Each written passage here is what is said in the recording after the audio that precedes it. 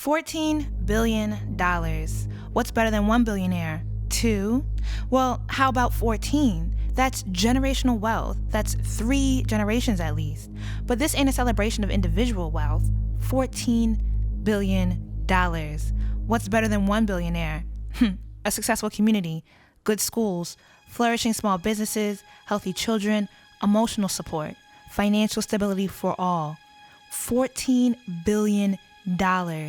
We know that mass incarceration is one key part of the system of oppression that has devastated the Black community. $14 billion ain't even the whole sum of the profit that imprisoning Black bodies turns out. $14 billion is the money bail system. Money bail is... Well, I think the current system disproportionately affects people who don't have the money to actually pay for their release, secure their release. So these are people who are like literally living by the seat of their pants. And so, a day in jail is detrimental. 85% of the cases that come through this courthouse, they're poor people. They can't afford an attorney. Better yet, 85%, just in the nation, 85% of cases are people who consist of poor people. In the norm of capitalism is always going to capitalize, bail has become a profitable business that wrings money out of the poorest community. We spend as much or more money going after fines and fees than we actually get in return. It's like squeezing blood from a turnip. If poor people are poor and they don't have the money, they can't make the money up from anywhere. So then they get fines because they didn't pay the fees.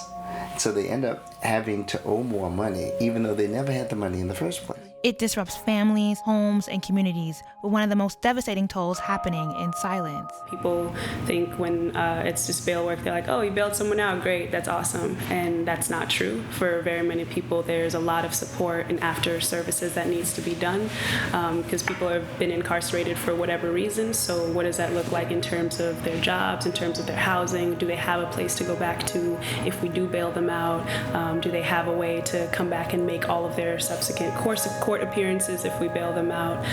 There's ways that if you engage in this work carelessly, that you actually set people up for failure to be reincarcerated. Poverty is violence perpetuated by a society who continually suffocates the poor. We haven't even broken down the piece with the poor people. This is just criminal defense as a whole, not even the poor people who experience even more of a degradation than that. We deplete a community that's already living without. We criminalize them. Crimes that people commit are usually related to economics, right? It is desperation in economics. So even the drug offenses are desperation in economics. Check fraud, desperation in economics. Sex work, right? Desperation in economics most of the time.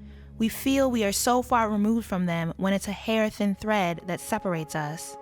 The only thing that separates me from a client is a mistake in a layoff. This finite thin shield that protects you from being a body pressed to churn out a $14 billion profit.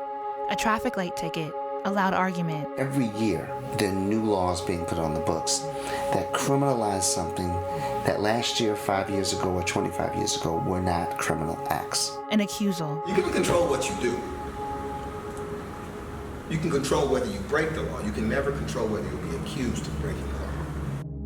You nor I are above being implicated by the system, and while we tend to look at criminal justice reform through the lens of men, there's another layer of silent devastation happening to poor women of color. When I have female clients, there's nobody.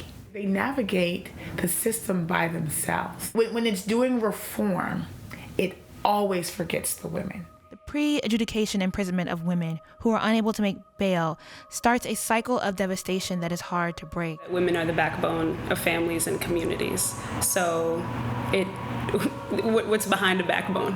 What holds you up outside of your backbone is that. But we can help stop this bloated system. A system that is so bloated and that has grown so much in the last 30 or 40 years that it is struggling to pay for itself. We have the power to stop this system and push for restorative reform that moves away from a punitive system meant to entangle poor people.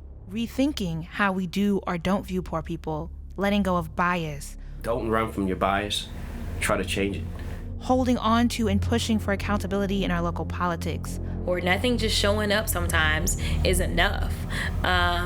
Getting on to speak and just asking the tough questions. Informed voting. Become an informed voter. Because it's not the vote, it's the information that you process and you seek out before you vote. Voting.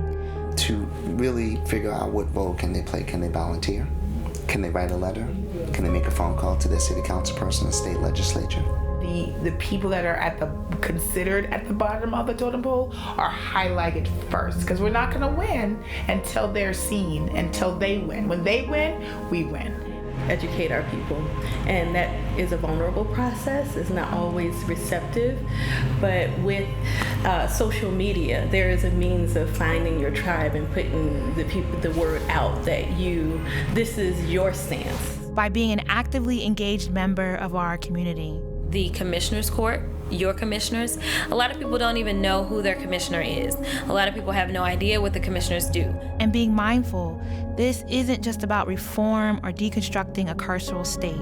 Well, imagine if we spent that money to actually try to help you get clean, as opposed to incarcerate you before you're tried.